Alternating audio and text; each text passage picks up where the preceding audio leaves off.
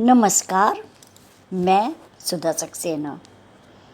जैसा कि हम सब जानते हैं कि कर्म के बिना जीवन नहीं, गति के बिना जीवन नहीं, और जिसे कर्म में रुचि है, कर्म में आनंद आता है, वही निरंतर सफलता की सीढ़ियाँ चढ़ता है।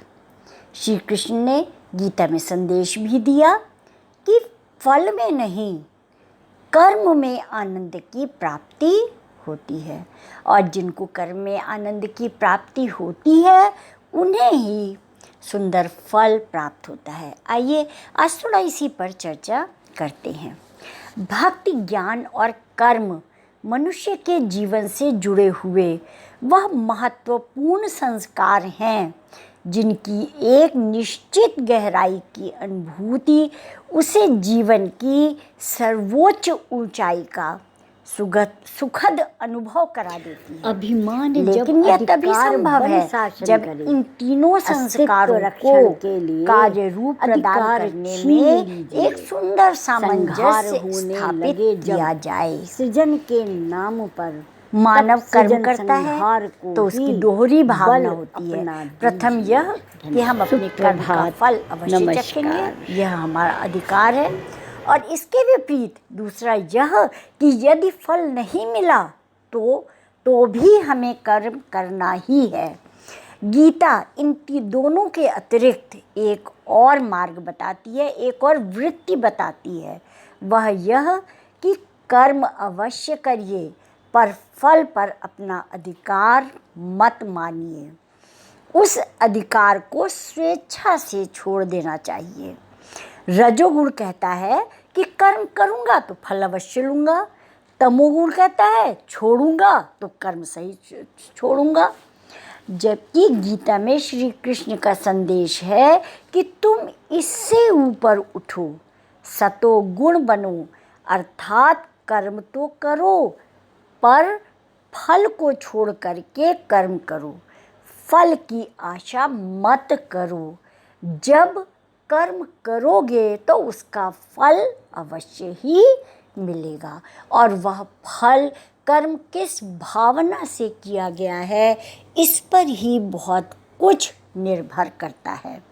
गीता में श्री कृष्ण ने कहा कि कर्म को उत्तमता तथा दक्षता से करना चाहिए। दक्षता का मतलब है स्किल, कौशलपूर्ण ढंग से। हम जितना अच्छा कर सकते हैं अपनी क्षमता के अनुसार उतना अच्छा हम करें।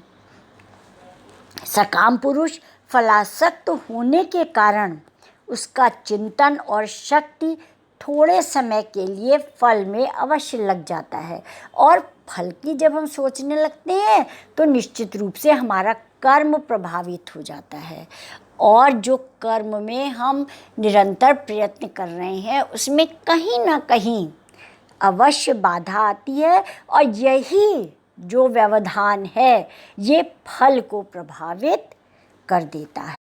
यह फल की इच्छा ही कर्म के प्रश्रय को कम कर देती है, और जबकि निष्काम व्यक्ति प्रत्येक क्षण व शक्ति कर्म में ही लगाता है, या उसकी शक्ति कर्म में ही लगती है।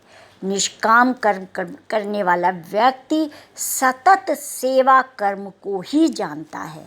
स्वाभाविक है कि ऐसे कर्मरत व्यक्ति का कर्म अच्छा ही होगा, उत्कृष्ट ही होगा। चित्त की समता भी एक उत्तम गुण है। कारीगरी के काम में कुशलता के साथ यदि चित्त के समत्व का भी योग हो तो वह काम ज़्यादा सुंदर बन जाता है। इसके अतिरिक्त सकाम और निष्काम व्यक्ति की कर्म दृष्टि में जो अंतर है वह भी निष्काम कर्म वाले व्यक्ति के कर्म को बेहतर बनाता है।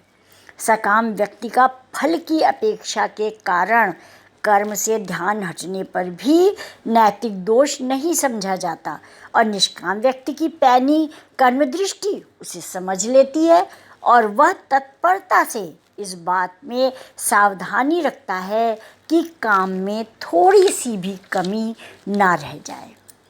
फल त्याग अत्यंत यशस्वी और कुशल तत्व सिद्ध होता है।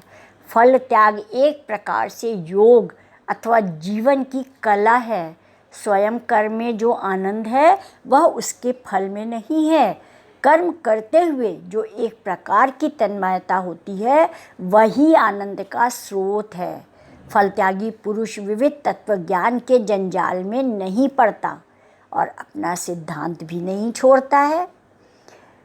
यही है कि ऐसी नम्र और निश्चयी जिसकी वृत्ति होती है वो अपने कार्य में सफल होता है। निष्काम कर्म को गीता के अनुसार भक्ति, ज्ञान और कर्म का सुंदर सामंजस्य भी कहा जा सकता है।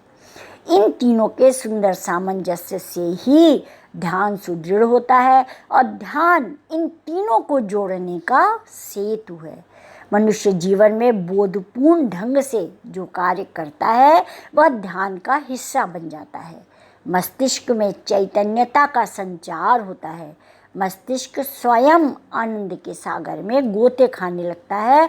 अतः श्री कृष्ण का संदेश फल में नहीं वरन कर्म में आनंद है।